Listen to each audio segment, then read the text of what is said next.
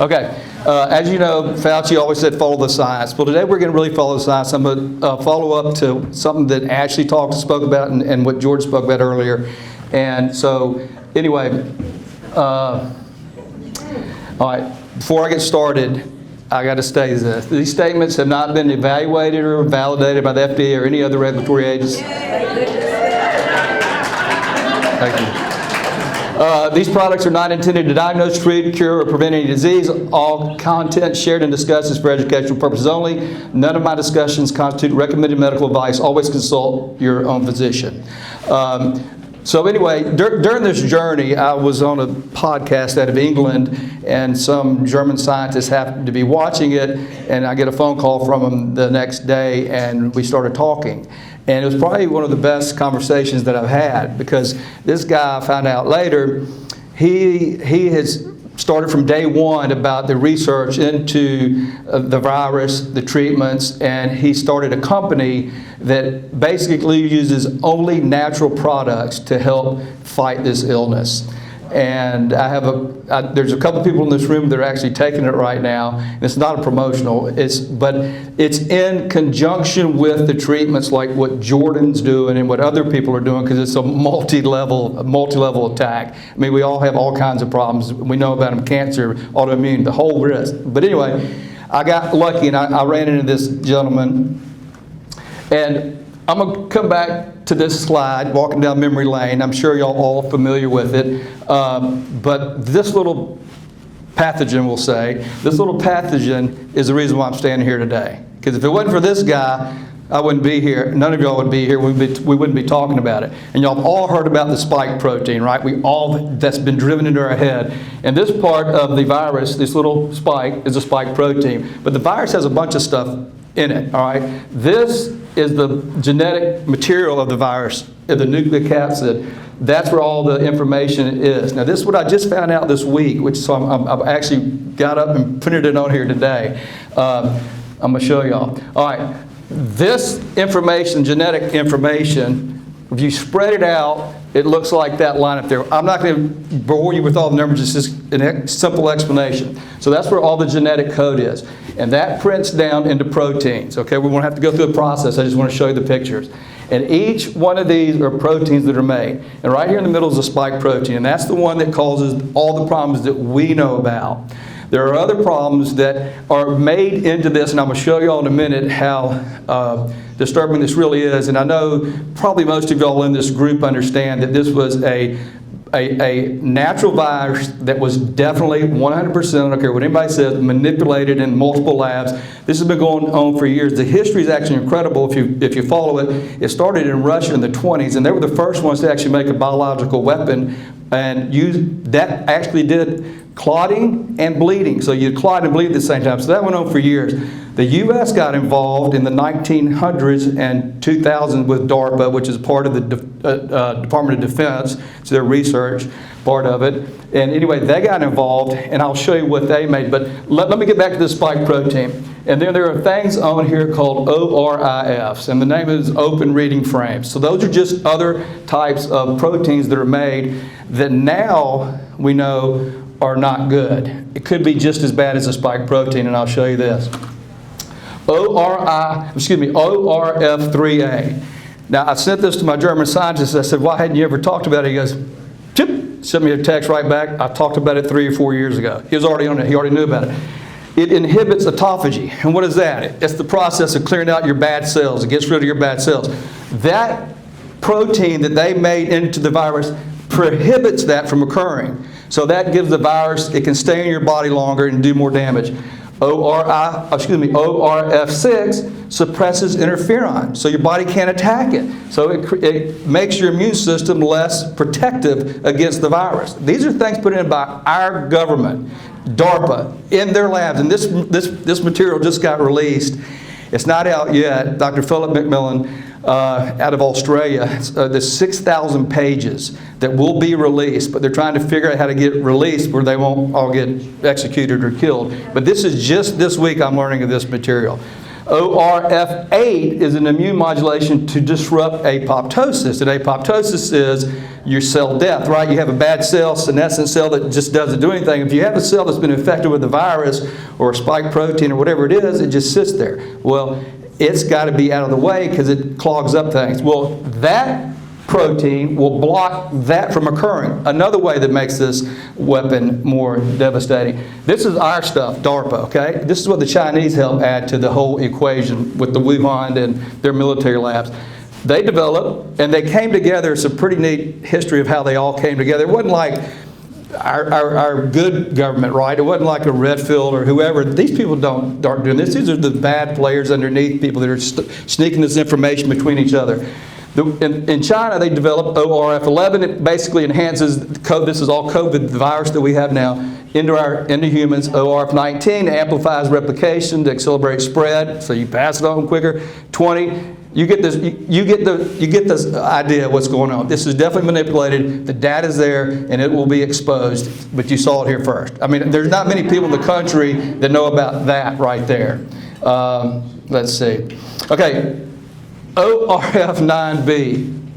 All right, studies have shown that this is what it's really. Last night I was on a call with one of the guys in our field that's well known, and I can't mention his name, but one of his relatives has a type of cancer in the liver.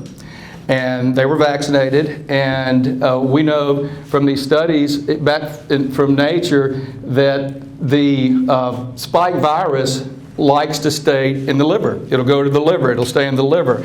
Even after other areas of the body will expel the spike, it stays in the liver. So they've actually done a study. What does the liver produce?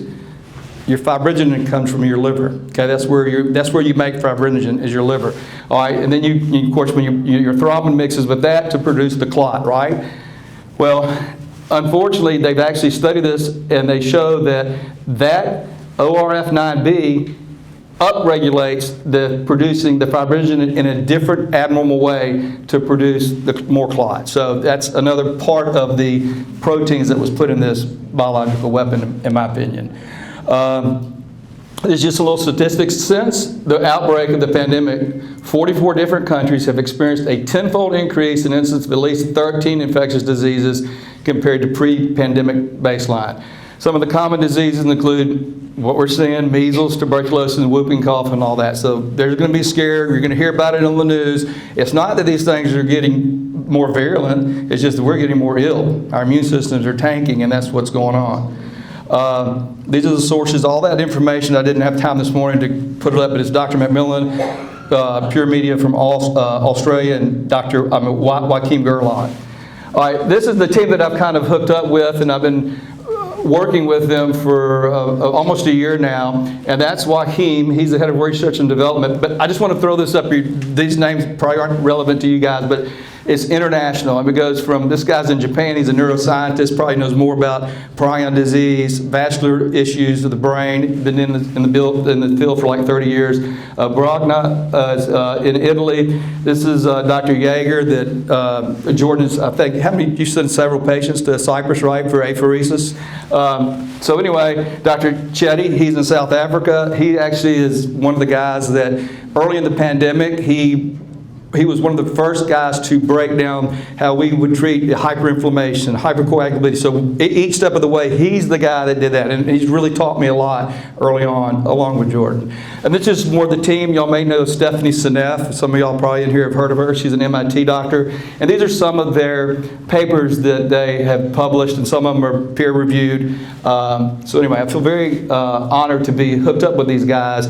I kind of like correspond with Joachim almost daily. Anyway, let's see. All right, the reason why I'm bringing this up is they've developed, he's been working on this for 5 years, and it's all nutraceuticals, phytonutraceuticals. Everything that y'all probably would have seen in some of y'all supplements are in here, but the way that they've been working on this, they've emulsified it so you get this incredible uptake. And the synergistic effects with all of the different products, which I'll show you a little bit.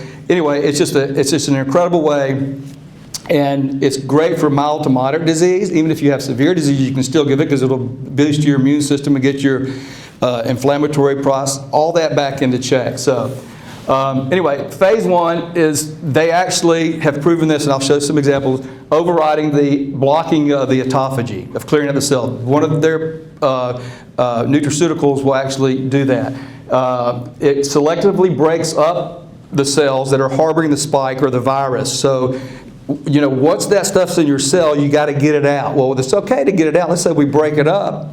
But once it's out, where does it go? Does it go to another organ? Does it go to your kidneys? And a lot of people don't know this, but renal failure is probably one of the worst things that we're seeing. I mean, neurodegenerative is clinical stuff that we see, but a lot of people are having renal failure. A lot of people are dying in the hospitals with renal failure that's not being reported as a COVID injury. That's number 1.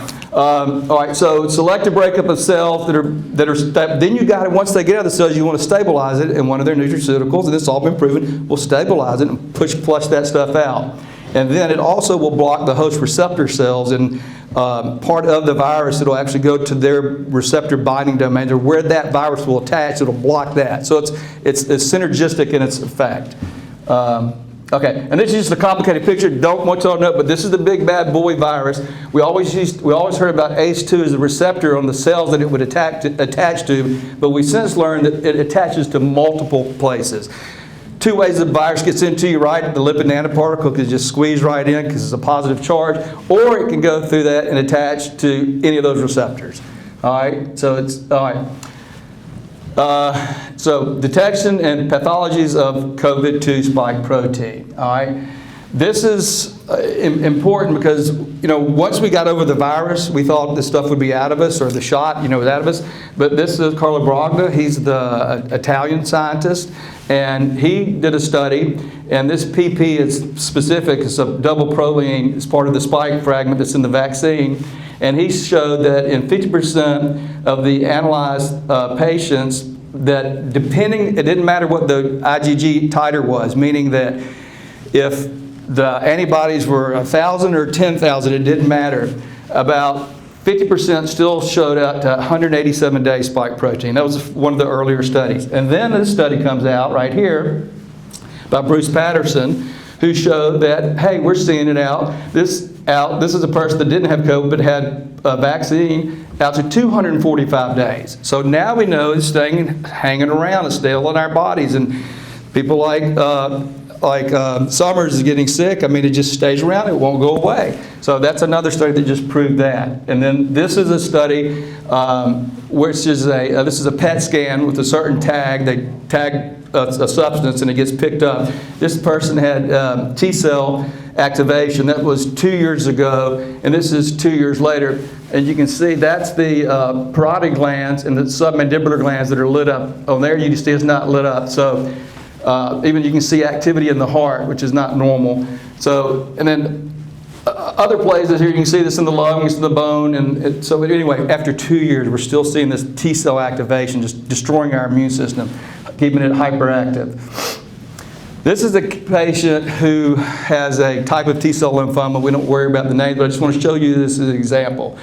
BNT, that's the BioNTech, it's the Pfizer vaccine, and this is September 8th.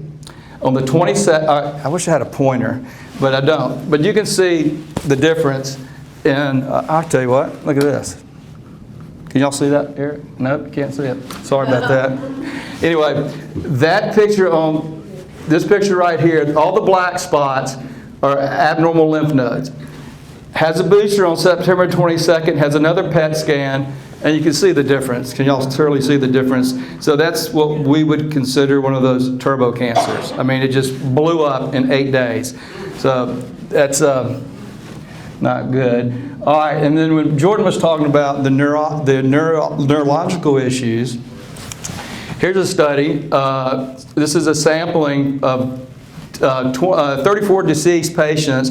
10 out of 34 showed that there's persistent, this is a fluorescent staining, so wherever the spike is, that'll be lit up. So this is in the skull. A lot of us who've had COVID about 60% of us are walking around with spikes stuck in our skull.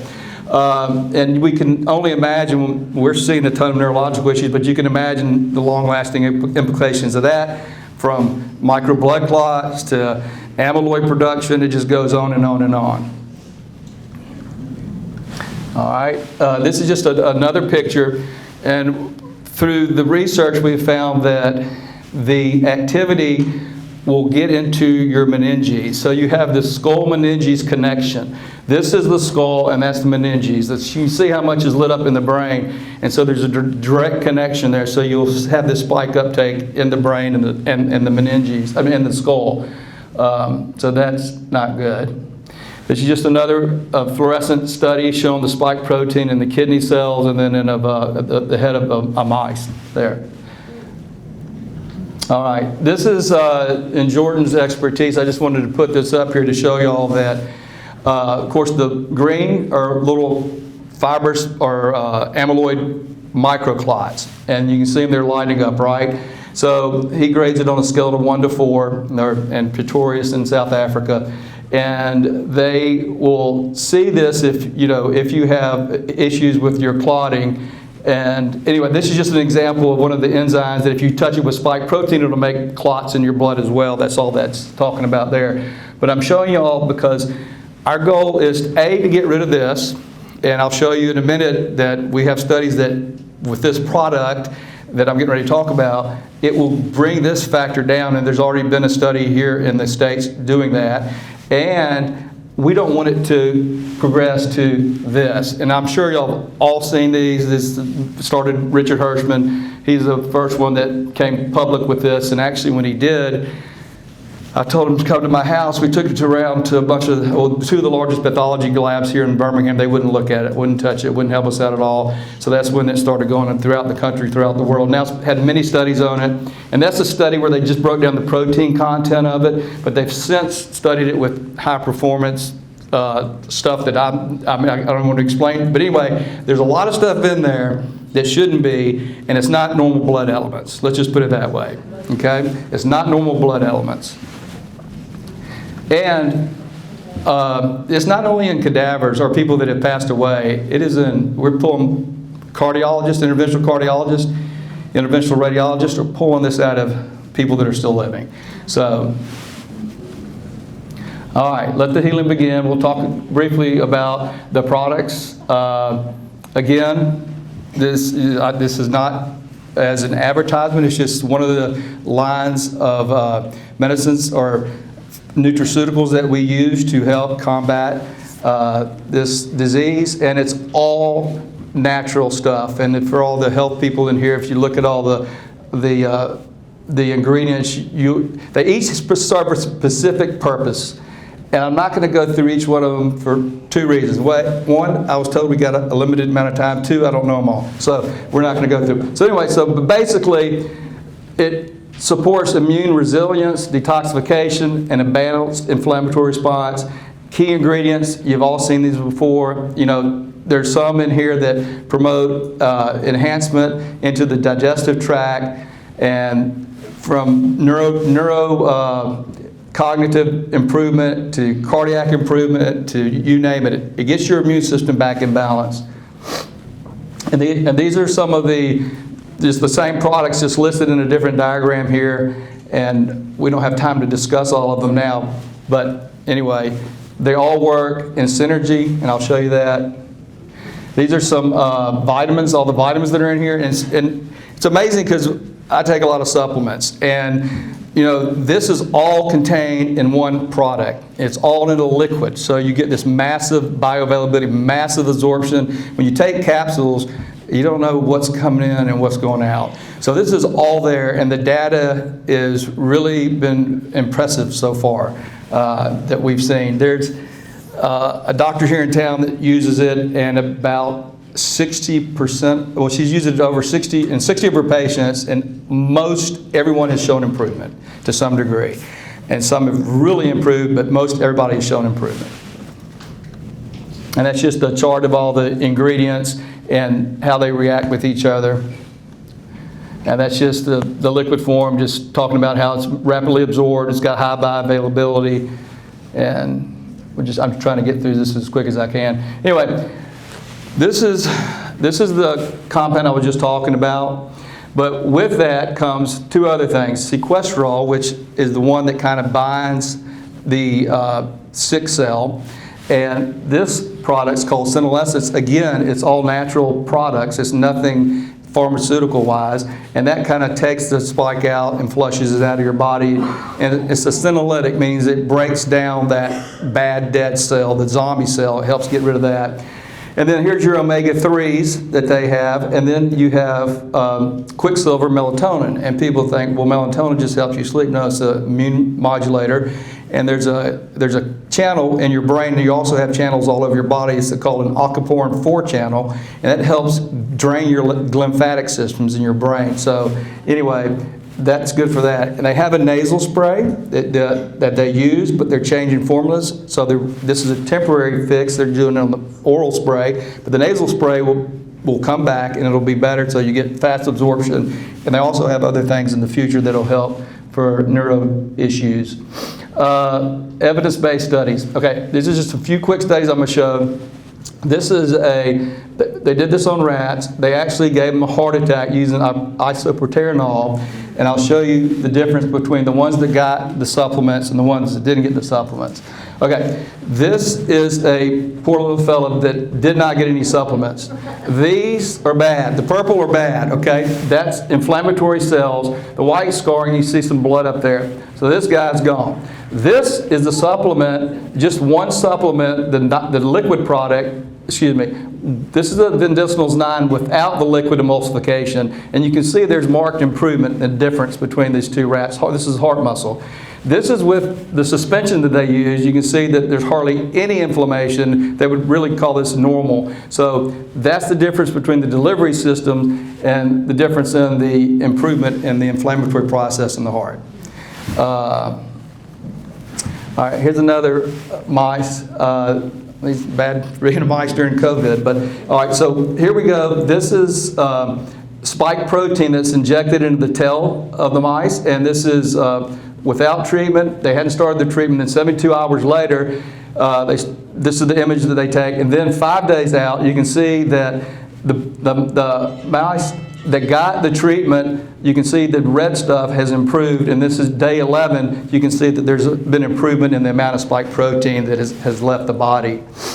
And this is one of their studies they had with the WHO, and it's with adjunctive phytonutraceutical to prevent progression and improve clinical outcomes. And basically, they gave it to 124 patients. 58% showed better outcomes that had the supplement that didn't have the supplement, 37% compared to 37%. And these are just charts showing that what we use for inflammatory markers, they all dropped precipitatively, or they improved after the supplement during that trial. This chart just shows you that the viral replication phase was cut back, so you got rid of the virus quicker. Here's just showing the x-rays improved from abnormal to normal. Oh, excuse me. That's D-dimer. We've heard about that. That's when the clot breaks down, it squirts out the D-dimer, and that's how we pick it up. Anyway, it shows the improvement in the D-dimer. This is a patient that has been treated with the medicinals, and Jordan, when they grade this, like I said, it's 1 to 4. This patient was originally a 4, and it brought it down to a 2 to 2.5, so basically a 50% improvement in the clot burden after treatment.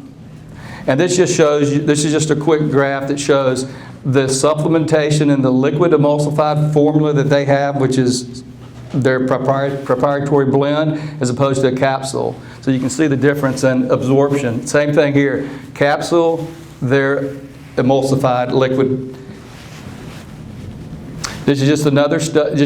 I'm trying to get through this so fast, I'm sorry. This is just another study showing that we're looking at these inflammatory markers, and it shows that it helps balance the immune system, gets rid of the inflammatory process, all that. And this green shows the people that have been the treatment and bringing those markers down. Same thing here, cytokine. We're measuring the inflammatory reaction. Again, get a decrease. The numbers are pretty significant: 79, 76, and 31. And then, of course, reactive oxygen species is you don't want these overburdening the cells because they can destroy the cells, etc. Anyway, we drop that down as well. And then, of course, we don't want to get to this stage of mitochondrial damage and damage to the cell. And again, this is a study showing that we saw marked improvement in the markers of the inflammation and mitochondrial damage. And this is just showing the timeline from your exposure to your tissue dysfunction and your disease, and how these products will help in each one of these steps and keep you from getting that or improving that. All right, this is an incredible thing, and I don't know if y'all have seen Dr. McCullough's latest video, but basically the study they just showed that about over 600% of people will have myocarditis. 6%, your risk of increasing myocarditis is 600% if you've been vaccinated. And that was a study that was over 90 million patients, okay? Well, what they just came out with, they just published in the Journal of the World Cardiology Journal. And what they showed was they're trying to strategize which patients to treat and which ones not to treat. Just because you got vaccinated, you may not have any symptoms, but you still may be affected. It may not be bad. So they're trying to go by the antibodies, okay? There's no test in this country right now that we can directly test a spike protein. Are you familiar with any of them? There's not any. So I am fortunate enough to be working with these people overseas, and they seem to have that test. So hopefully we're doing an IRB, and this will be in the United States hopefully by the end of the year, which would be incredible because nobody has it. And it will measure the spike protein so we can tell once we treat you how much that spike protein goes down, if it goes up, if we need to change treatment so we can monitor you. Right now we don't have a real way to do it. We're just kind of guessing by the antibody level, and that's really not that specific. This is out of Germany. And you're working with Yes. Anyway, I just want to show you this quick slide. These are called PBMCs, or peripheral blood mononuclear cells. These are the cells, the T cells, B cells, killer cells, dendritic cells, monocytes. The spike protein will stay in these cells, okay?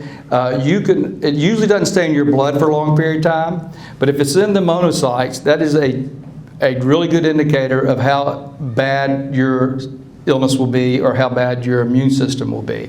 So they can actually detect the spike in these monocytes, and they can detect them in the exosomes.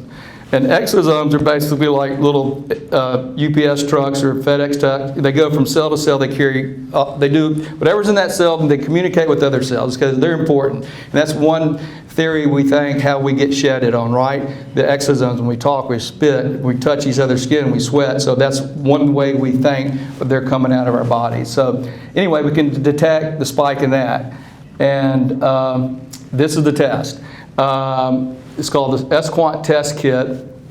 Anyway, persistent spike proteins in those blood cells I showed you, the PBMCs, is linked to long-term immune and neurological effects, which impacts recovery. We can track intracellular clearance, which provides critical insight into treatment effectiveness and symptom resolution. Spike detection is more clinically significant than the exosome, as it reflects long-term immune burden. So if it's in the peripheral blood monocyte, we know that's a little bit worse. And then we're using, or not we, they're using high-precision mass spectrometry detection to support response tracking, spike burden assessment, and therapeutic adjustment. So basically, this is a way to tell us there's no more guessing. There's no more, and then clinically, if you're getting better, we can correlate that with the spike burden. All right, and this is the kit. We've tested in this country at least 2 people I know in this group have been tested with the kit already. But we've tested probably about 50. We're still waiting for those results to come back. But what we did in this test is we test your blood, and then we give you a challenge with the products, and that will help push that spike out of your cells or your blood cells so we can detect it. Because if you check your blood, you may not see any spike. It may be hiding in the cells, and a lot of us know that. I mean, I have long COVID. I don't feel great all the time, so I'm sure it's hanging around somewhere in my body. So anyway, hopefully that will be universal at some point in the very near future. It's a big race to get this out, but it really will be a game changer.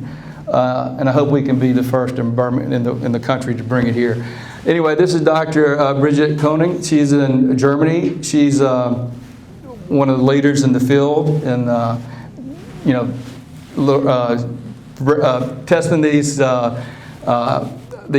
tests to see where the spike is located in the exosomes or the PBMCs, and even in stool. This is Dr. Phillip Mabberg. He's in Switzerland. He's a holistic doctor, and he also uses a process called insuresis. I'm tired, guys. Sorry. Insuresis. This is awful. Anyway, so it's sort of like what Jordan has at Medwell, which is EBU. It's a filtration. It's a little bit better. Hopefully one day we'll have this here in the States as well. But what he has done, he has shown, he's the first one to show the actual improvement in the spike protein, and I'm going to show you those results now. Anyway, this is a 43-year-old male who experienced mild neurologic issues, and after COVID-19 in 2022, despite being fit. After 2 years of multimodality treatments, including apheresis, his intracellular spike protein in his peripheral blood cells remained abnormally high. You can see it's 188. Okay, those are picograms, a very high number. After 7 weeks of therapy, they dropped to 17. So now we can directly determine how he's improving. 188 to 17, which is crazy. After 12 weeks of treatment, and he drops to 5. So we see a 97% improvement. There's no guesswork. We know the spike's going, okay? So we know the treatment is effective. So that's very beneficial. Here's another patient, 46-year-old female with long COVID post-vax symptoms, including chronic inflammation. Underwent both treatments. In September 24, her exosomal spike burden was 14, so there's inside the exosomes, and she didn't have any showing up in her PBMCs, okay? After treatment, after 4 weeks, she dropped her exosomes to nothing. So everything cleared up. Excuse me, she did have PBC. I'm thinking of another patient. So yeah, so she had it in her exosomes and her peripheral blood cells, but after 4 weeks of treatment, completely went away. So now we know that this patient is on the road to recovery. Here's another patient, 41-year-old female, presented with all symptoms. Anyway, her exosome spike was at 228. After 10 days of treatment, she dropped down to 14, and so anyway, it's a 94% reduction. Then we picked up, can y'all hear me? Is this working? I think it's telling me to stop talking. So basically, anyway, so what happened was that we hit her with enough of they hit her with enough of the pharmaceuticals that or the nutraceuticals that you can now detect it in her. So she does still have some spike, but she did improve on the other levels. So anyway, it's an incredible test once we are able to get it here. This is the last one I'm going to show you. Positive over 1,000, which is probably one of the highest numbers they've seen. After treatment, she drops down to 10. So almost 99% clearance of the spike protein. And this is strictly from nutraceuticals. And excuse me, I should take that back. She had the apheresis or the interferesis. So with that some of these cases, they didn't improve with that, and then they give them this product, and then they improve. So let me see what else we got. This is just a chart showing that, hey, before we gave the challenge to the patient, you can see that the numbers go up, and that just shows you, hey, you still have it. This patient the blood serum was negative, but after we gave him the challenge, you can see the spike dumping into the blood. That's just things to come, so we won't bother you with that. But I do want to read, these are just some testing here that we can actually, well, not we, they can actually see the bacteria in the stool.